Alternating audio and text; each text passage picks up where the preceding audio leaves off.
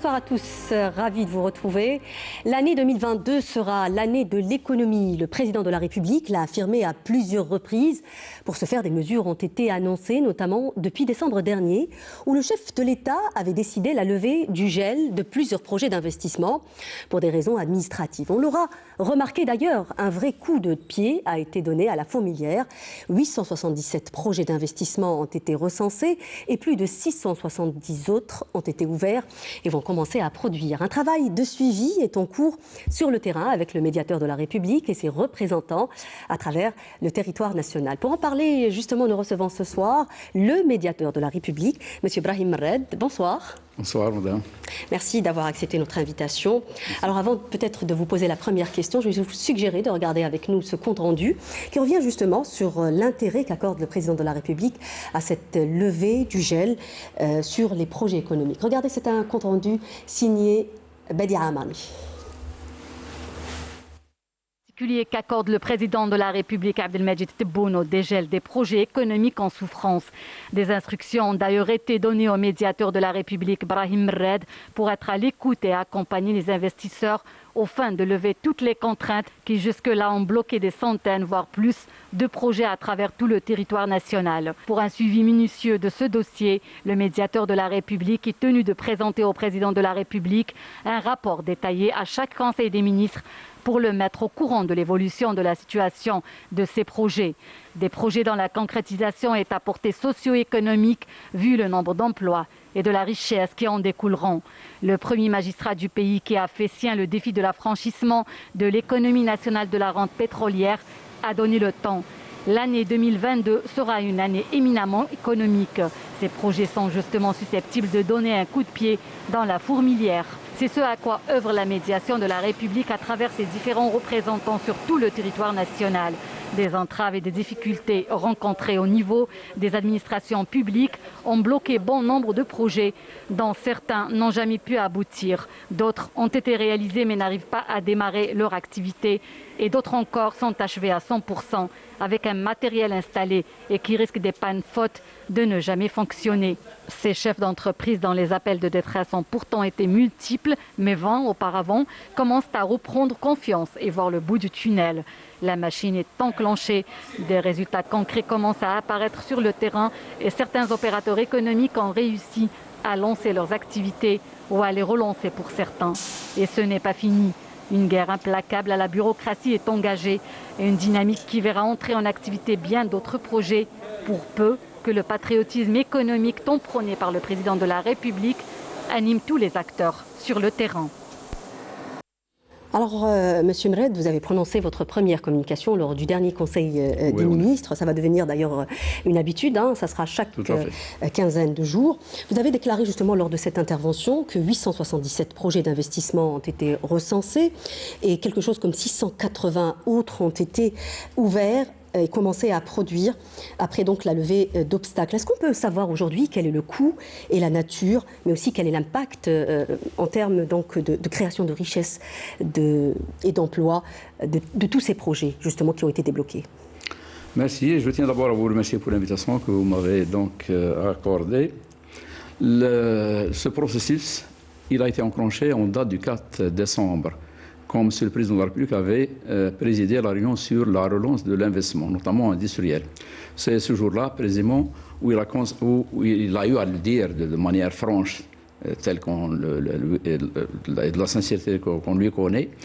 Il n'était pas content de la situation qui prévalait. Il s'est adressé un peu à tout le monde, et au pouvoir public, et également aux investisseurs. Il n'avait pas accepté que des unités de production complètement achevées restent là, à ne rien produire, fermé tout simplement. Donc c'est séance tenante qu'il m'avait chargé, devant un peu tout le monde, devant toute l'assistance, de suivre ce dossier et de s'adresser donc aux investisseurs pour leur demander que tout un chacun qui a un quelconque problème, qu'il s'adresse donc au médiateur de la République.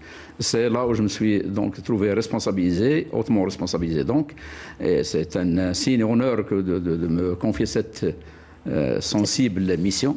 Je ne peux que bien la mener, et moi et les délégués qui sont au niveau des wilayats. Nous n'avons pas donc attendu, et les investisseurs non plus n'ont pas attendu, à rassurer qu'ils l'ont été. Donc ils ont commencé tout de suite à fluer vers la médiature et certains au niveau donc des délégations. C'est comme ça que nous avons donc recensé pas mal d'investissements. On ne pensait jamais qu'on pouvait avoir ce nombre, 877 en effet. Oui.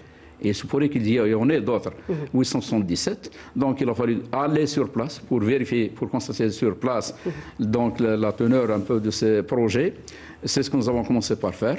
Bien sûr, bien avant cela, nous avons essayé de tenir une réunion avec le ministère de l'Industrie, dans la mesure où le ministère avait avancé un chiffre de 402 projets. Finalement, c'est bien plus important que 402 projets. Nous avons tenu une réunion avec le ministère de l'Agriculture, qui également, à son niveau, a des dossiers qui se trouvent en souffrance en raison un peu de la nature du terrain sur lesquels sont assis ces projets.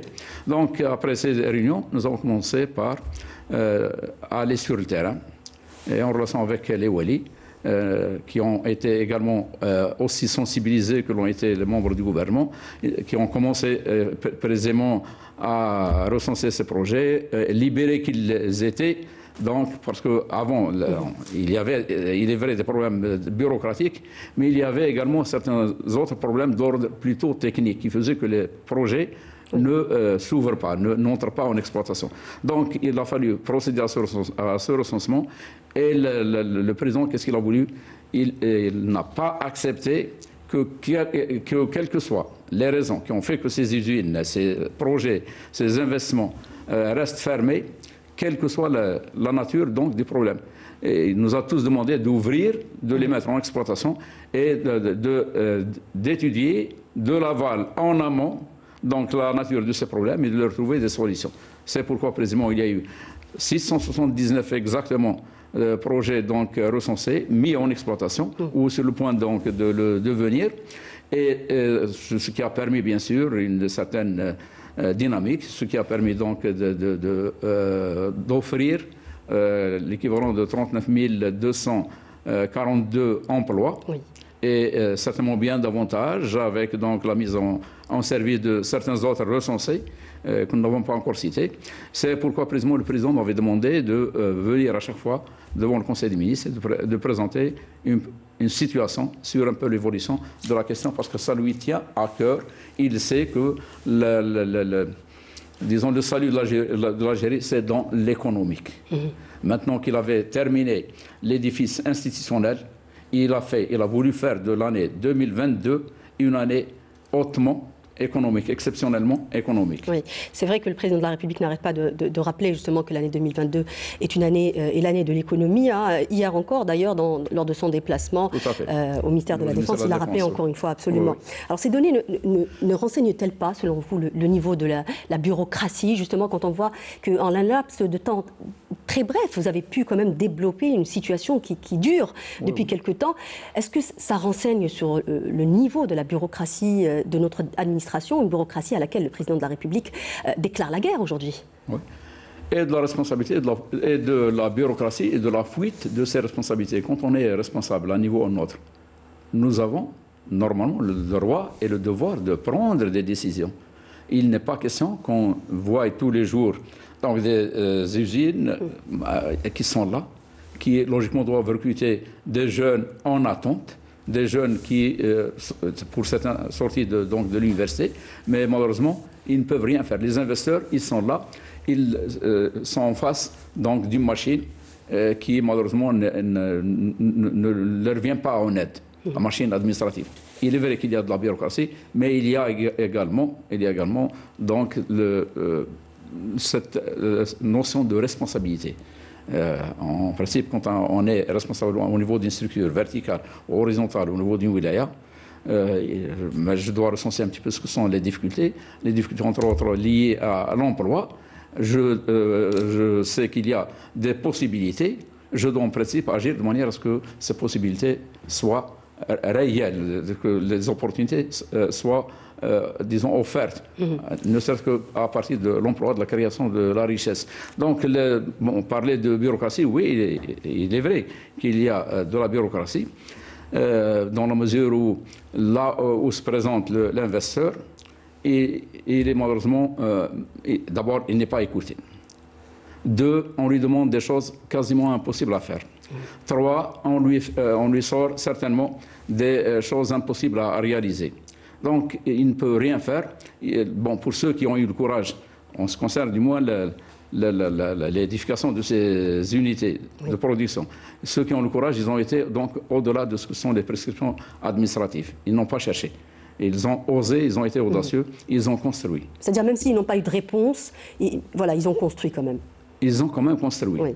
Il se pourrait qu'ils aient construit sur des terrains agricoles. Il se pourrait qu'ils aient construit parce qu'ils n'ont pas trouvé d'écoute sans le permis de construire. Il se pourrait qu'ils aient eu le permis de construire, mais ils n'ont pas eu parce que, chemin faisant, ils ont vu qu'il était nécessaire qu'ils rajoutent des éléments pour l'extension de l'usine. Ils n'ont pas eu le permis modificatif. Et ils n'ont pas respecté les exigences en la matière en ce qui concerne l'environnement, la dangerosité en ce qui concerne la protection civile. Donc ici et là, il y a certainement des choses qui doivent normalement, que se doit de faire l'administration en tant que facilitatrice, en tant qu'accompagnatrice. Ça n'a pas été le cas. Les pouvoirs publics ont été plutôt absents. Maintenant que nous nous trouvons devant une usine, peut-être bien construite, équipée, souvent avec du matériel ultra sophistiqué, devons produire quelque chose qui nous manque. Et malheureusement, le jour où ils voudraient donc avoir l'autorisation d'exploitation, on leur demande donc de ne pas ouvrir parce qu'on n'a pas à un niveau et à un autre respecté précisément cette chaîne, ces étapes. Oui. Vous avez anticipé un peu sur ma prochaine question, parce que j'allais justement vous poser la question sur la nature des obstacles auxquels ont fait face les investisseurs. Aujourd'hui, il y a une directive, la directive numéro 3 du 19 décembre donc 2021, qui a été instaurée par le président de la République, et dans laquelle il demande à tout le monde d'agir en sorte, chacun dans son domaine, de façon à ce que tous les obstacles soient levés pour l'accompagnement justement de ces projets économiques. Alors aujourd'hui, vraisemblablement, selon vous, on connaît un peu où se situent les blocages. Comment comptez-vous procéder ? Le président ne s'est pas contenté de son discours. Il l'a fait. De quelle manière ? Il y a mis le temps. Tout le monde avait compris. Malheureusement, au niveau de certaines structures, c'est comme si il n'avait pas compris. Il se pose la question: où est l'ancrage juridique ? Le président, c'est pragmatique qu'il est, donc il a fait sortir il a donné ces directives à travers donc son instruction numéro 3 du 19 décembre 2022. Elle libère un peu tout le monde. Et d'abord, le responsable, il n'a pas donc à évoquer quoi que ce soit, et surtout l'investisseur. Il l'a mis en confiance. Donc c'est tout le monde qui doit agir dans cette perspective. C'est ouvrir d'abord, c'est régulariser ensuite. Donc l'ordre de priorité a changé, en fait. L'ordre de priorité a changé. Non, il ne s'est pas posé trop de questions. Oui. Il a fait ce constat. Il est vrai qu'il y ait peut-être quelques petits problèmes qui ont fait que ça n'ouvre pas. Il a demandé à tout le monde d'aller à l'aval, de tout de suite procéder à l'ouverture par les autorisations d'exploitation, de mise en exploitation, et de remonter la filière jusqu'à...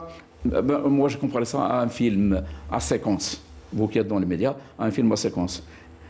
Il y a un début, il y a une fin. La fin, c'est la mise en exploitation. Et là, on doit remonter. S'il y a un problème lié un peu à l'environnement, qu'on lui trouve solution. S'il y a un problème de permis à modifier, qu'on lui trouve la solution. S'il y a un problème de permis qui n'est pas délivré du tout, qu'on lui trouve la solution. Si l'unité est assise sur un terrain agricole, il avait demandé donc au ministère de l'Agriculture donc de procéder au déclassement du terrain. Donc on remonte la filière jusqu'à l'amont, jusqu'à l'idée, jusqu'au projet. L'essentiel pour nous, c'est de voir cette unité enfin produire peut-être quelque chose dont on a grandement besoin, produire quelque chose qu'on importe d'ailleurs, produire quelque chose qu'on pourrait éventuellement exporter parce que nous aurons par là satisfait peut-être le marché national.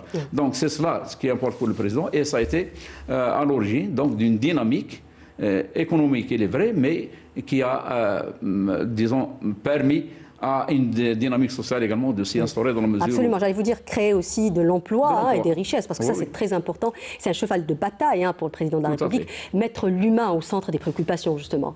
Oui. Alors, justement, le président de la République, si vous permettez, on parle de bureaucratie, mais un autre point aussi qui revient toujours dans le discours du président de la République, notamment lors de la conférence sur la relance industrielle, dans laquelle, d'ailleurs, rappelez-vous, il avait annoncé ce dégel. Oui. Un autre problème auquel donc, font face aujourd'hui les investisseurs, qui est aussi la corruption. Il y a aujourd'hui une autorité qui est chargée de lutte contre la corruption. Est-ce que vous pensez que ce mécanisme ou que cette institution pourrait vous accompagner justement dans le déblocage aujourd'hui des projets économiques, en luttant contre la corruption aussi, parce que c'est un point sur lequel le président de la République insiste à chaque fois? Vous voyez, Monsieur le Président de la République, depuis qu'il est donc à la tête de cet État, n'a pas cessé donc de trouver les cadres appropriés pour lutter contre la bureaucratie, pour lutter contre la corruption. Oui. Donc, les textes, certains sont déjà sortis, d'autres en voie de l'être. Les institutions, elles sont là. La toute dernière, c'est la création de ce corps d'inspection générale à son niveau, au niveau de la présidence. Pourquoi précisément? Parce qu'il y a une certaine situation, le moins que l'on puisse dire, n'est pas bonne du tout. Il essaie d'y mettre fin. Il voudrait que le citoyen vive dignement, vive en tant que citoyen, disons, qui a tous ses droits. Il a de nouveau pensé à la création de la médiature. Nous avons tout intérêt donc, à recevoir les gens et ceux qui ont des problèmes. Les investisseurs, ils en sont également peut-être lésés, ils se trouvent marginalisés, ils ne sont pas écoutés par l'administration. Leurs droits, il est possible qu'ils les considèrent comme étant bafoués, dans la mesure où ils ne peuvent pas aller au-delà de ce qu'ils voudraient faire. Il y a des gens qui, malheureusement, qui profitent de ces situations, et à tous les niveaux, pas seulement au niveau des responsables, à tous les niveaux, qui malheureusement, parce que je préfère utiliser ce terme, donc ils font tout pour bloquer la situation. D'ailleurs, Monsieur le Président de la République, il a été des plus francs. Oui. Il l'a dit, il sait que ces gens-là ne débloquent pas la situation tant qu'on n'a pas été voir vous savez pourquoi. Ça aussi, c'est un gros problème pour les investisseurs. Tout à fait, tout à fait. Bon, maintenant, ils sont en train de tout faire pour faire disons, la situation au niveau national, disons, de normaliser la situation. La mission qu'il nous a confiée, c'est précisément d'agir dans cette direction, de débureaucratiser, si on peut parler ainsi, de laisser les gens à rassurer, pour faire quelque chose, pour innover, pour créer, pour, je ne sais pas, c'est-à-dire il ne faut pas qu'ils aient qu'il y ait un blocage. Des blocages. Absolument, qu'il y ait un blocage, justement. Vous me tendez une perche quand on parle un peu de cette notion de rassurer l'investisseur, nous emmène justement à ce rapport de confiance qu'aujourd'hui on doit réinstaurer ou rétablir entre l'administration et le citoyen ou l'investisseur. Comment comptez-vous faire pour gagner justement la crédibilité et convaincre aussi et gagner de la crédibilité aux yeux de tous? Parce que vous êtes aujourd'hui le maillon qui va fédérer tout le monde. Oui, tout à fait. Monsieur le Président de la République, de toute façon, il a été des plus clairs. On ne peut pas être plus clair que cela dans la mesure où il s'est adressé aux investisseurs. Et là, de par un petit peu la façon dont il a fait son discours, à l'endroit des différents responsables au niveau national, au niveau donc, de Wilaya, il était quelque peu sévère, il faut le dire. Il n'avait pas accepté cette situation. Mais c'était également à l'adresse des investisseurs.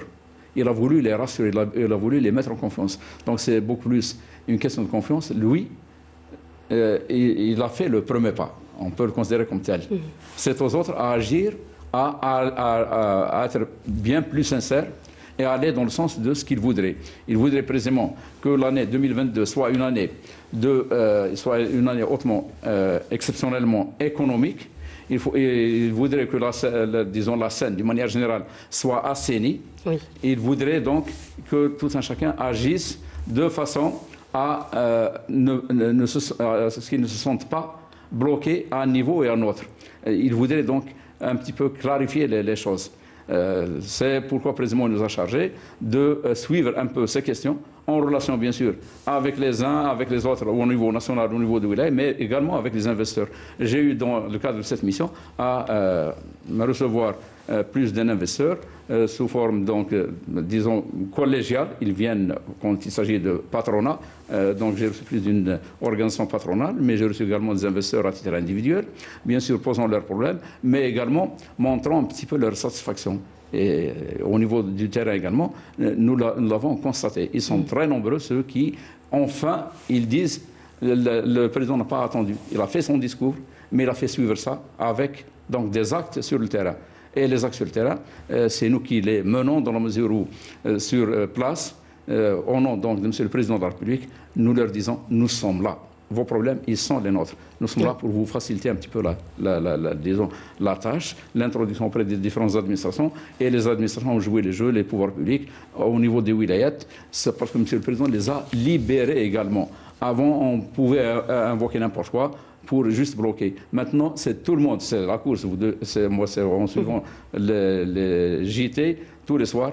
Je vois donc des reportages au niveau de toutes les wilayats qui voudraient ouvrir, disons, mettre en exploitation le plus d'unités. C'est important, donc c'est quelque chose qui... Je vais voir justement, je vais vous proposer justement de voir l'exemple avec nous dans un reportage. C'est le cas à Boumerdes où il y a eu plusieurs projets qui ont été débloqués depuis peu. Regardez, c'est un reportage signé Badia Amani. Après de longues années de difficultés, les opérateurs économiques de la wilaya de Boumerdes commencent à voir le bout du tunnel. Le délégué du médiateur de la République a réussi à lever les contraintes sur des projets dont certains sont en attente depuis plus de 20 ans. C'est le cas de cet investisseur dont le projet n'a pu voir le jour que grâce aux efforts du délégué du médiateur de la République. Depuis 2017, que mon dossier est en train de souffrir. Il m'a reçu le wali de la wilaya après l'intervention qu'ils ont fait le médiateur. Comme cet investisseur, de nombreux autres opérateurs économiques ont été freinés par des entraves administratives et bureaucratiques, des investisseurs qui veulent pourtant participer au développement économique du pays. Achever mon investissement, ça fait presque 3 ans et demi. Et on n'a pas pu commencer parce qu'il y avait trop de difficultés. On peut dire un grand saut parce qu'on a eu ce qu'on voulait avant, les papiers et surtout l'autorisation d'exploitation. Nous avons une usine qui a été installée en 1990. Après 10 années de production, nous avons pensé à faire l'extension jusqu'à 2015. On a pu régler le problème de l'arrêter pour faire l'extension. Nous n'avons pas pu résoudre le problème de l'acte de concession. Nous avons un espoir, bien sûr, nous avons un espoir d'avoir cet acte de concession. On prévoit 100 emplois pour démarrer l'unité.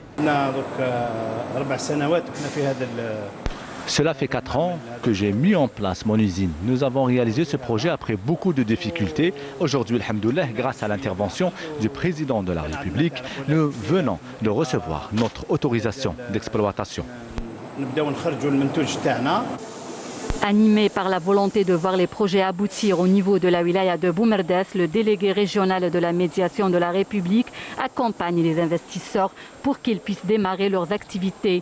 Si notre existence est là, c'est parce que effectivement, le président de la République a remarqué qu'il y a quand même des blocages administratifs et des blocages bureaucratiques. Effectivement, depuis le discours du président de la République et selon ses orientations, beaucoup d'investisseurs se sont adressés à notre institution.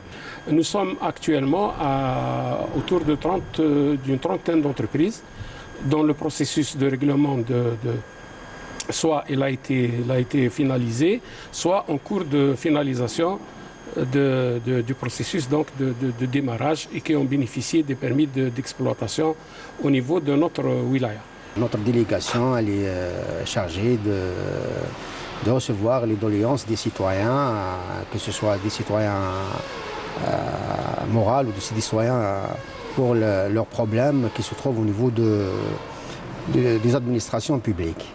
Donc ça nous arrive de recevoir jusqu'à 80 personnes par jour. Grâce aux orientations du président de la République, Abdelmajid Tebboune, qui a insisté sur la relance économique, les délégués du médiateur de la République suivent de très près les projets en souffrance à travers les différentes wilayas du pays. Alors nous le disons depuis le début de cette émission, hein, en un laps de temps très court, hein, un mois et quelques jours hein, exactement, vous avez pu débloquer plusieurs projets économiques. L'objectif étant en finalité de faire des investisseurs des alliés, hein, parce qu'ils sont créateurs de richesses, parce qu'ils sont créateurs d'emplois. Est-ce que finalement aujourd'hui on peut aspirer au climat d'affaires tant décrié en Algérie ? C'est ce à quoi nous tendons, c'est ce à quoi attend Monsieur le Président de la République. Il voudrait qu'il y ait un climat sain, un climat où tout un chacun doit faire ce qu'il doit, fasse ce qu'il doit faire. Il est très possible, effectivement, d'arriver à cette fin dans la mesure où les gens n'ont que cela en tête. Ils ont tellement enduré pendant des années, ils n'ont jamais accepté que la situation se passe ainsi. Donc, Monsieur le Président avait donné, disons, le coup, vous l'avez tout à l'heure dit, oui, le coup de pied dans la fourmilière, absolument. Un coup de pied dans la fourmilière. Effectivement, ça a fait bouger les choses. En me responsabilisant, donc en me demandant pratiquement de suivre et de très près ce dossier, donc je ne peux pas le faire sans que je n'aille sur le terrain. Je ne peux pas le faire sans que je ne cherche ce qui sont mes prolongements au niveau donc des wilayats. Et c'est tout le monde qui est en train maintenant d'agir. Bien sûr, à la grande satisfaction des investisseurs, qui, à un certain moment, c'était pour certains, alors là, ils étaient complètement découragés. En entendant M. le Président de la République, ils montrent maintenant leur volonté à aller de nouveau au-devant des choses, eux qui savent si bien faire. Et ils sont, sur ce plan-là, plus ils ont comme une certaine expertise, ils ont toujours voulu aller au-delà. Bon, la situation était ce qu'elle était. Ils voient maintenant que ça a changé. Je n'ai qu'à vous citer un petit peu ce qu'a dit quelqu'un au cours d'une visite au niveau du terrain, pour visiter des projets comme cela que vous venez de nous montrer. Pour une fois, رانا نشوفوا باللي ما فيش غير قول ما فيش غير خطاب فيه عمل. Il n'y a plus de les paroles sont accompagnées d'actions réelles sur le terrain. C'est-à-dire le président n'a pas attendu, il voudrait que ce soit véritablement réel. Cette façon donc de procéder au changement de l'ordre des choses. لأول مرة نحسوا أن فيها بوادر تاع الجزائر الجديدة. Il n'y a pas que le discours, il y a l'acte sur le terrain. Et c'est ça ce qui a permis à plus d'un donc de croire enfin en ce discours et d'agir pour d'abord ouvrir, ils leur ont permis maintenant de le faire, de procéder à des extensions quand il y a nécessité donc de faire l'extension, comme celui-là qui vient de dire, qu'ils ne nous ont pas permis de procéder à des extensions, tout simplement parce que, je ne sais pas, le terrain n'est pas encore, ils n'ont pas encore l'acte à proprement parler. Il y a une raison et une autre. Maintenant, c'est tout le monde qui se sent donc concerné et surtout confiant en le discours du président, en cette façon de faire. Donc c'est tout le monde qui s'implique et c'est tout le monde qui voudrait participer à ce changement qu'attend le citoyen.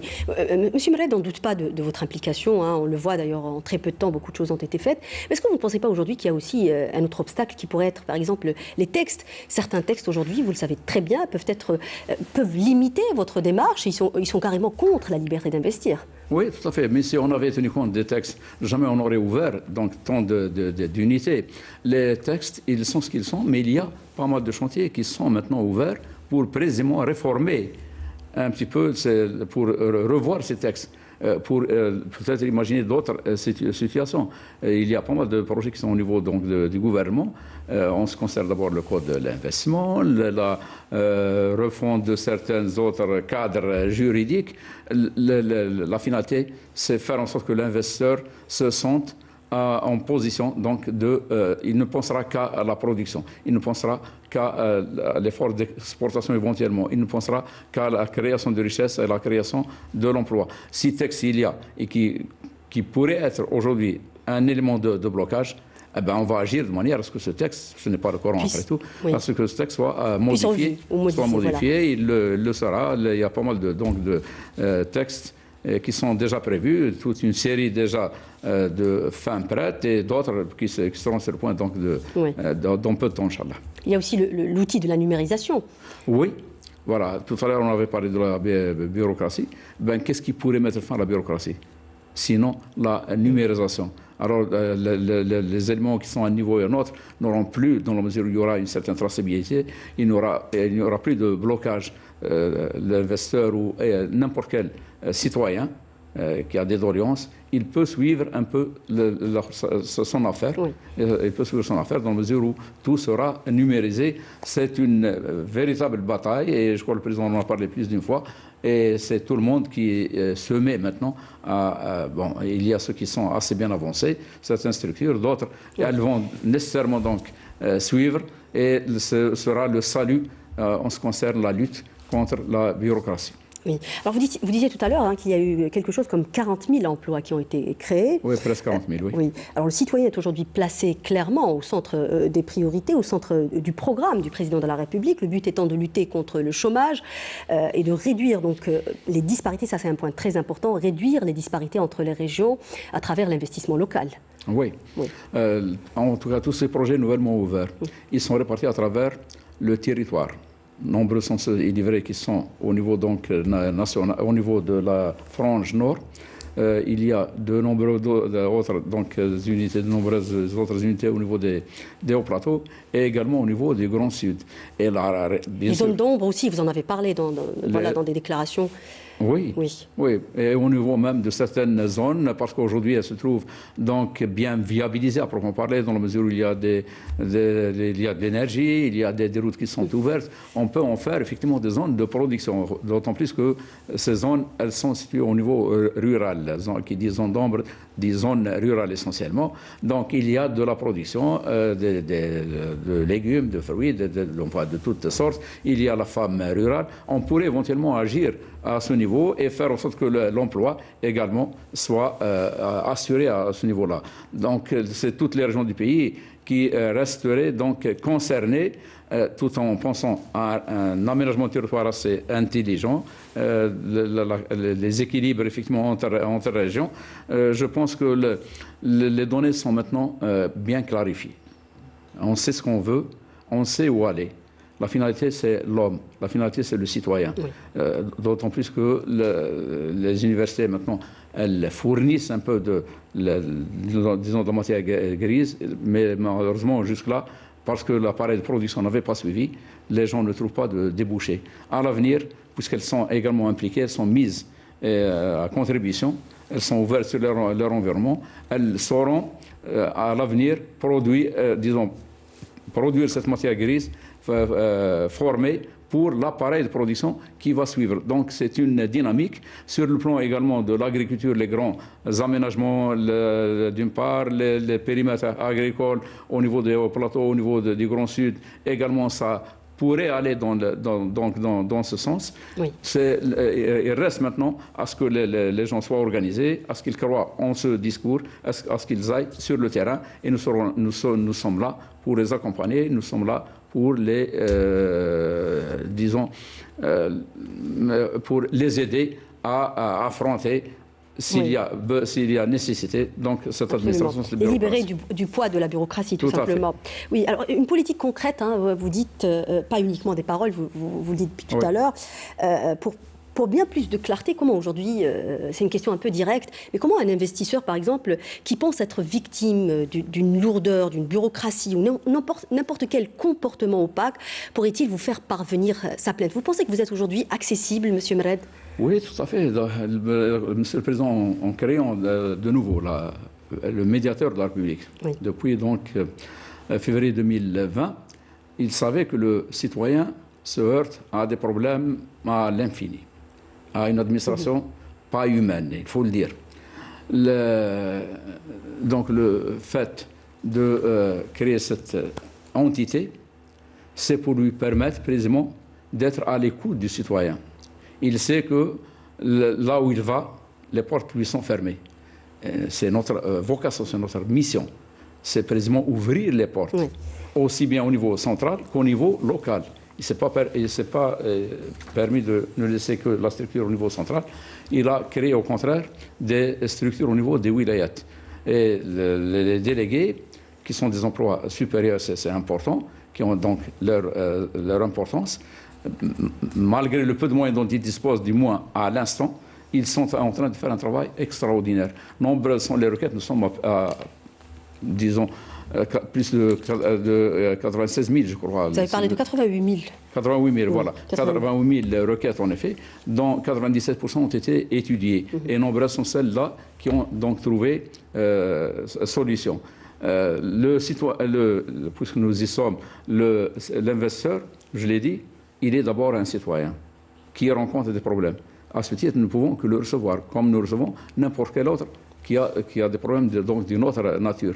C'est pourquoi précisément il y a cette médiature. C'est au cas où nous n'ouvrirons pas nos portes, pourquoi existons-nous précisément?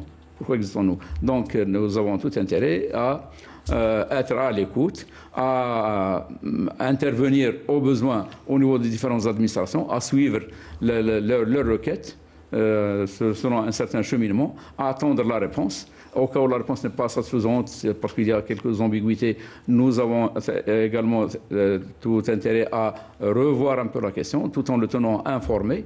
Et ben, c'est un petit peu cela. La création de la médiature, c'est comme ce que le président a créé comme autre cadre. Oui. Devant tous agir de façon à aider le citoyen à le considérer comme citoyen, comme j'ai eu à le dire une fois, citoyen avec un C majuscule. Oui. Alors, vivons dans la dignité, dans la sérénité voulue. Oui. Alors vos interventions seront régulières. Hein. On va vous voir souvent dans les médias prochainement, M. Mred, puisque vous allez intervenir tous les 15 jours au Conseil des ministres. Est-ce que le but est finalement de donner une visibilité aux besoins des wilayas, la nature, les contraintes, les filières, le coût des investissements au niveau de chaque région, une sorte de cartographie des besoins? C'est ce que m'a demandé M. le Président de la République la dernière fois quand j'ai eu à présenter donc, la première communication. Il voudrait savoir à chaque Conseil des ministres comment évolue la situation, combien d'unités sont ouvertes, dans quelle filière, au niveau bien sûr de quel wilaya, combien d'emplois a été créé. Il va jusqu'à vouloir connaître, pour un peu l'opinion publique, le volume donc, de production, le coût précisément de l'unité, y compris la partie de vis, quand il s'agit d'équipement. Bien sûr, quand il y a plusieurs dossiers, il y a une récap. À travers cela, nous montrons un petit peu l'effort qui est fait. Monsieur le Président étant, disons, pratique, étant pragmatique, il ne voudrait pas qu'il y ait donc des communications qui ne portent pas sur un petit peu, disons, des communications qui restent ambiguës. Il voudrait que l'opinion publique, le citoyen, sache l'effort qui est fait. Il faut qu'on évolue entre donc un Conseil des ministres et un autre. Il faut que la situation change. Et c'est de cette manière-là que tous ceux qui s'inscrivent un petit peu dans cette stratégie se voient rassurés pour aller donc de l'avant. Oui, vous avez parlé des recours tout à l'heure, vous avez parlé des 88 000 demandes en plus donc des audiences, 56 000 qui ont été étudiées et traitées, vous avez parlé de à peu près 51 000 qui sont des recours de citoyens, 5 000 des services publics. Est-ce qu'il y a des priorités, par exemple, dans 7 000 ou 5 000 7 000. 7 000, voilà. 7 000, ça concerne bien sûr les comités de quartier, les comités de village au niveau des zones d'ombre. Est-ce qu'il y a des priorités quand vous traitez les dossiers? Est-ce qu'il y a des priorités qui relèvent par exemple de la nature des investissements et l'apport qu'ils peuvent justement apporter en termes de création de richesses ou d'emplois? Nous sommes toujours intéressés d'abord à la création de richesses. Des problèmes nous étaient déjà posés bien avant que le président de la République n'en parle, ne donne avec le temps qu'on lui a connu, donc le haut-là sur un petit peu disons, l'investissement à proprement parler. Maintenant, il est vrai que nous sommes, disons, polarisés sur l'investissement. On voudrait débloquer la situation. Cela ne veut pas dire que nous avons oublié ou nous avons omis de nous occuper de toutes les autres. Tout est prioritaire. Un citoyen, quand il se présente, dites-vous bien qu'il est dans le désarroi total. Il voudrait donc qu'il y ait quelqu'un enfin qui l'écoute. Parce que s'il était venu chez nous, c'est parce qu'ailleurs, il n'avait pas été reçu. Et il avait envoyé sa requête qui était restée lettre morte. Donc, nous sommes un recours et tout un chacun qui a besoin de nous, il nous trouvera donc pour l'accompagner. Nous sommes organisés de manière à ce que sa requête soit bien prise en charge et soit suivie. On va jusqu'à, au besoin, proposer à ce que des textes, parce qu'ils sont à l'origine de situations quelque peu ambiguës, quand il y a des problèmes récurrents posés par plus d'un, donc à ce qu'on aille jusqu'à proposer à ce que ce texte soit amendé, soit modifié, de façon à ce que le citoyen ne continue pas à vivre ce qu'il vit, parce que c'est des situations souvent difficiles à surmonter. Est-ce que vous pensez finalement, on arrive pratiquement à la fin de cette émission, l'assainissement, cet assainissement que vous êtes en train de faire ne pourrait pas être le socle finalement ou le point de départ d'une série de réformes ou un chantier de réformes afin d'éviter de tomber dans les mêmes blocages dans le futur? Lesquelles les réformes sont, j'estime, déjà entamées, engagées par M. le Président de la République depuis qu'il a commencé à présider donc, à la destinée de ce pays, puisqu'il a d'abord, il s'est intéressé à l'édifice institutionnel. Il s'est intéressé donc à la modification de pas mal de textes, allant tous dans le bon sens, dans la bonne gouvernance. Il s'est intéressé donc à la construction de corps devant protéger le citoyen, pour en parler, parce qu'il fait du citoyen le centre d'intérêt, l'intérêt au pluriel. Donc, la médiature, le fait d'avoir pensé à la recréer dans la mesure où elle avait existé auparavant, elle va précisément dans ce sens. Donc, les réformes, ce sont celles-là précisément. Ce qui importe pour M. le Président et ce qui importera pour le citoyen, c'est que le citoyen vive dans la dignité, qu'il aime son pays, qu'il se sente bien algérien chez lui, que celui qui est en âge de travailler trouve un emploi. Celui qui est à l'université, il sait que quand il sort, il trouvera un emploi. Il est en train d'organiser un peu et l'économique et par là même donc le social. Ça pourrait être possible et c'est à vous à faire le constat. Absolument. Ce travail peut être aussi un message finalement pour les investisseurs étrangers également. Tout à fait, dans la mesure où le climat étant ce qu'il va être, ce qu'il est déjà, ce qu'il va être encore dans peu de temps, l'investisseur étranger, voyons que les choses ont changé, que les textes, le code de l'investissement, entre autres, qui sera sur le point d'être, je suppose, achevé d'ici peu. Donc les textes le protègent. Donc il ne peut que venir, d'autant plus que la règle de 51-49 a été remise en cause. Donc n'importe qui voudrait venir, qu'il soit étranger pour peu qu'il respecte la réglementation en la matière, la législation et la réglementation en la matière, il sera le bienvenu pour nous. Ce qui importe, c'est la création de richesses, c'est la création donc d'emplois, c'est la création de cette dynamique qui va lancer l'Algérie, Inch'Allah, aux horizons les meilleurs. Oui. Merci beaucoup, Monsieur Mred, d'avoir répondu à nos questions. On est arrivé à la fin de cette émission. Merci.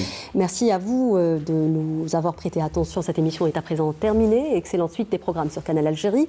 N'oubliez pas de nous rejoindre sur les réseaux sociaux. Au revoir.